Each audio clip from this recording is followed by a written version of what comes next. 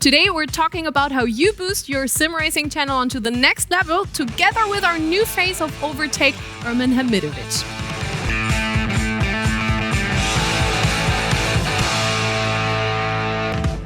Don't we all just want to earn our money by doing the things we love? So why don't we all just become sim racing influencers? Well, it's not that easy. But first, I need to remind you guys to press the like and subscribe button to not miss any future content. Let's get back to the topic on hand, because I think almost all of us want to produce sim racing videos for a living. Someone who really is living the dream is the self-proclaimed king of clickbaiting of our scene, Ermin Hamidovic, who is joining us later this episode, giving us insights into how to grow a channel, what to do, and if it really is everything it's made out to be. But first, let's throw it over to a quick introduction of Ermin Hamidovic. Ermin Hamidovic. As an audio engineer, not only is he responsible for bands sounding their absolute best, but cars also sound great in his videos, as well as himself. I actually have a very unremarkable voice, which this microphone would not tell you because it's very deceptive. It's a very, very good sounding microphone. And if you process things the right way, you'd be quite amazed at what you can get out of it. So yeah, that's essentially it. This could definitively be one of the main reasons for his success on YouTube. He's grown his channel to over 45,000 subscribers over the span of 2 years, something pretty hard to believe considering the channel only started up thanks to COVID. I kind of needed a bit of a balance in my life, a bit of an escape from the audio engineering, which is why I started the sim racing channel during the lockdowns here in Australia. Even though his channel started out as a way of balancing out his life, his name's now one of the best known in our community. Making content about everything from hardware reviews to guides to live streams. Things that he can even keep doing from his new home because his YouTube journey isn't restricted to his own channel. Ermin is moving from Australia to Germany to carry on his endeavors. So he'll be joining our OverTake team and producing videos for sim racing enthusiasts all over the globe, and maybe even something completely different. After exhaustive study, we found that the #1 culprit of bad bass tones was bitch arms. As you can see, this was me 5 years ago. And after 5 years, I finally found my solution. Yeah, you heard right, because if you didn't know already, Ermin is joining us here on the OverTake channel, bringing all his glorious content with him. And here he is, our new face with his shiny new cockpit. It's Ermin Hamidovic. How are you doing? I'm fantastic. Thank you very much for asking. I almost feel like we did this a few days ago, but I'm sure that's just my really bad memory. Yeah, it is. So you're coming to Berlin from all the way from Australia, but before we get into the hard questions, is it really a dream doing the thing you love for a living? Yeah, I mean, I think that's something that everybody could say, but I guess if you're in a position like that, you always have to pull yourself back and back to the ground level because, you know, we all have bad days sometimes, and you have to say that, hey, even though I'm getting up, I might have some stressful experiences, at the end of the day, it's all going towards something that I love doing, which is always amazing. But I think part of the novelty for me might have worn off a few years ago because I've been very fortunate to do my so-called dream job in the audio industry for many years before I transitioned to sim racing. So it's been, you know, it's very easy for that to become normalized, and it's very important to check yourself, I think, and be very appreciative of, I suppose, how good things are sometimes. Yeah, and it's really a nice story if you look at what you did 2 years before. So during the pandemic, you decided to do this content, and then so quickly you gained so many followers, subscribers on YouTube. Was it also kind of a shock how fast you have grown? Yeah, I think it's always a shock. I mean, you know, if you're like me, it's very business minded. So I knew that a global lockdown was coming, and I knew if somebody was to grow a channel at any point in history successfully during a lockdown where everybody's inside, everybody's watching YouTube, is probably the best time ever. And I think the views and the analytics really reflected that because the growth was just immense. It was like a it was like having an XP multiplier when you're playing World of Warcraft or something. It's like you get way more XP for the same activities. And of course, that trailed off in the end, and it became a grind for me, just like it is for everybody else. And then I got to experience, the true grind of trying to grow a YouTube channel without a global lockdown helping me, which turns out is a lot harder. So much respect to all the creators out there who've done this organically. I have nothing but love for you. Yeah. So you call yourself the clickbait king of the sim racing scene, but how important is a good clickbait? I'm sad to report that it's probably vital, especially when YouTube is the platform.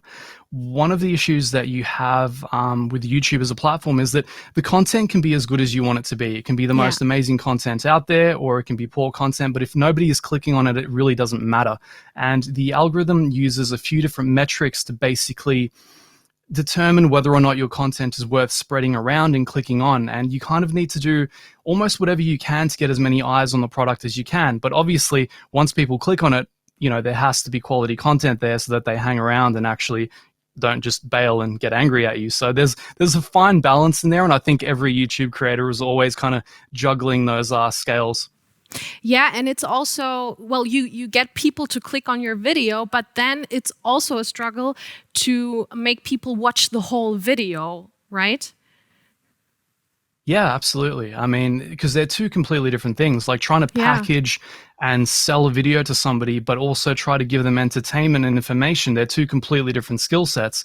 And it's very difficult to roll that up into the one package as the one creator. So I guess one of the advantages that you guys have at OverTake is that it's a large team. Whereas here for me, I just have to take off the business owner, the marketing cap. I have to put on the creative cap and be like, all right, constantly switching between the two to try to find the right balance. And I think that's the same for just about any creator out there. So again, nothing but respect for the people that try to do this for a living. It's actually a lot harder than it looks. So yeah, much respect to all the sim racing creators out there. So was your clickbait the thing that helped your channel to grow that fast?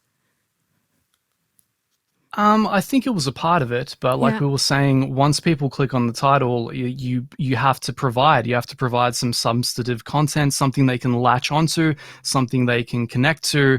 At the end of the day, they have to keep coming back week after week after week, and it's you almost you develop a sort of a dialogue with the audience and the subscribers and people that kind of they have an expectation of a certain quality level, a certain discourse, a certain narrative, or something. So it's definitely how you get the foot in the door, but I think to follow through, it takes a lot more than just clickbait to run a successful channel.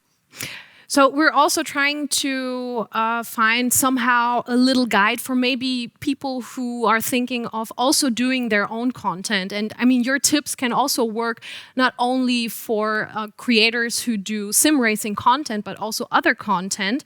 So what do you think? What is more important in your opinion? The right topic or the right clickbait? And how does a good thumbnail get into the mix? So it all ties in together, but the most important thing that a lot of people don't realize, especially if they don't have a marketing or entrepreneur kind of background, you need a point of difference. So the point of difference is what makes your channel or your content different from everybody else's. At the end of the day, when a new update comes out, there's going to be a dozen people all saying, new Automobilista 2 update, guys, version 2.1.0, it's got these new cars and these new tracks. But what is it about your version of that take that makes it worth watching over other people's? So that's something that everybody has to develop for themselves. We all have our own personalities, and you kind of have to manifest that personality and the way that you share that information in your content, and hopefully that you find a niche in the industry that people connect to, and then hopefully, keep coming back for that. So definitely the point of difference. You want to make sure that the quality is relatively high. Your modern YouTube viewer is kind of, especially in sim racing, they're getting used to these triple monitor setups. They're getting used to these aluminium profile rigs. Everything has to be high quality. The camera has to be a DSLR. So there's a bit of an outlay. You have to actually commit to the production quality of what you're doing. Learn Adobe Premiere, learn Sony Vegas, learn how to edit videos to a rudimentary standard, and just, try and provide good content to people. Me also, as a content creator, I felt sometimes a little bit frustrated because at the beginning, you don't get any clicks, like just a few clicks. And this could be really, really frustrating. So what do you say to people who get really frustrated quickly? So there's a bit of a grind that's been instituted on YouTube. It used to not always be the case, but there are rumors that behind the scenes for the first year of your channel existing, that it's artificially limited, so you can't get very many views no matter how good your content is. So until you have about 1,000 subscribers, until you get the channel monetized, it's going to be a grind. Those first months, those first days, those first years are usually the worst parts for a content creator. And usually when the ball starts rolling, when you develop some momentum, things become a lot better. But unfortunately, and this is the thing, this is the only reason I started my channel when I did, starting it at the global lockdown allowed me to circumvent that early part and kind of launch my channel straight into the 10,000 mark and then go from there. So there's a bit of craftiness. You have to time things right. If there's a news cycle, maybe a new sim has just come out. Maybe for me, Automobilista 2 was being worked on, so I just covered that all the time. Maybe for you, Assetto Corsa 2 is coming out and you become the Assetto Corsa 2 guy or gal. So, you have to be a little bit crafty. You have to maybe study a little bit of marketing and see how to time yourself with the news cycles. It's all very relevant to YouTube. Unfortunately, it isn't just about the quality of the content, but also how craftily you market yourself. But how do you stay motivated? Because just thinking of you're doing great content, you're investing a lot of hours in doing the video, cutting the video, and then thinking of a good thumbnail, of a good title, and then just 60 people click on it. How do you stay motivated? That's definitely the hard part, and I think that's what separates most of the creators from the people who just give up. So I've had many friends who I think they saw what I was doing and they thought, hey, I can do this with the topic that I enjoy. Then they'll put up their first video and it's only seen by their parents and their brother and their cousins. There may be like 2 other random people on YouTube, and they're just like, wow, this really isn't actually as easy as it seems. So I think you need the tenacity to stick through it, because the first several videos that you do, if you're really lucky, you may get a couple of hundred people if things go really, really well, because a couple of hundred people is amazing. But if you're like everybody else, you might just get a few dozen or not even a dozen. Yeah. It's just, everything takes persistence. Everything worth doing requires a lot of tenacity. So you just need to be ready to stick with it, unfortunately. It's just part of the process. Yeah. So if you would have to start over with a completely fresh channel, what would you do first? It's kind of a beginner's guide. I guess we're almost going to find out with OverTake, but I guess it's not a complete beginning, but yeah, sure. I understand the question. So the first thing that I would personally do is to make sure to pick a topic that I am passionate about, because there are going to be hard times, and I need to make sure that I'm going to enjoy the content that I'm creating, because if it's something I'm putting on that I don't care about, I'm going to give up in the first month of the views not happening. The second thing is I'm going to try and look for a point in the news cycle that's significant. So let's say Assetto Corsa 2 is coming out, right? Everybody wants to know details about Assetto Corsa 2. Let's say it's coming out next year, hypothetically, or something. I become the guy that covers every little update. I let them know what kind of a time model are they using, what tracks are they planning, what classes of car are coming out, what's going on.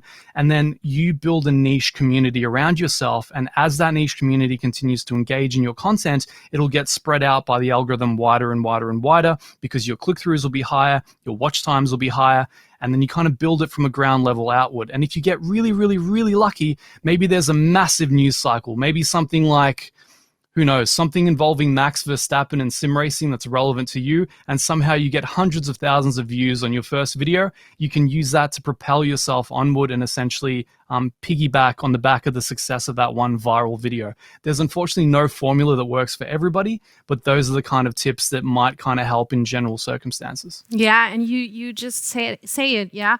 It also matters where you come from. Do the content because you love doing it, and not because you want to have the clicks or you want to have the subscribers. So you're joining us on OverTake pretty soon, and we're all so excited to have you here in Germany. What content can we expect from you in the future? Anything that the bosses will okay. No, basically, I think anybody that's ever been to my channel has a rough idea of the kind of content that I at least enjoy doing. Of course, there's a whole team at OverTake. Everybody is input matters a lot. So I'm sure that we'll build a kind of a strategy and a content style that people enjoy watching. But for me personally, everybody knows that I enjoy the comparison videos. I enjoy comparing physics. I enjoy talk and drives. I enjoy setting up really cool, realistic looking immersive races just for fun. Product reviews, all the good stuff that you know from other sim racing channels, but maybe with our own special flair and point of difference. Ermin, thank you so much for this interview. We're all so excited to see your videos here on the OverTake channel very, very soon. Is there anything you want to tell us? Here's your stage. Oh, wow. Thank you. How very gracious. I just want to say thanks to the entire team at Freaks for You and OverTake. It's such an amazing opportunity just to offload so much of the stresses of content creation and actually bring a team into the process. That way I can just focus on the creative side of things.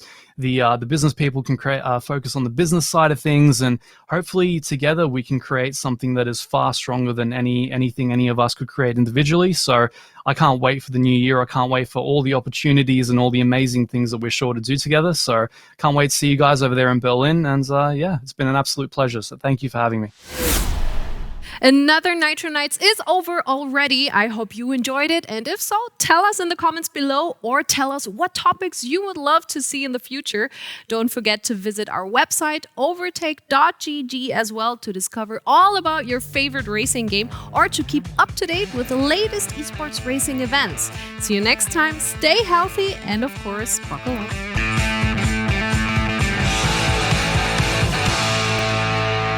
If you want to see more of Ermin, why not check out his first official video for us on OverTake right here with even more infos about his future and a lot of racing in Wreckfest, or take a look at last week's episode right here where it's all about the pedals, not only with Boosted Media but also with Niels and Sven from Heusinkveld. Enjoy watching and see you next time.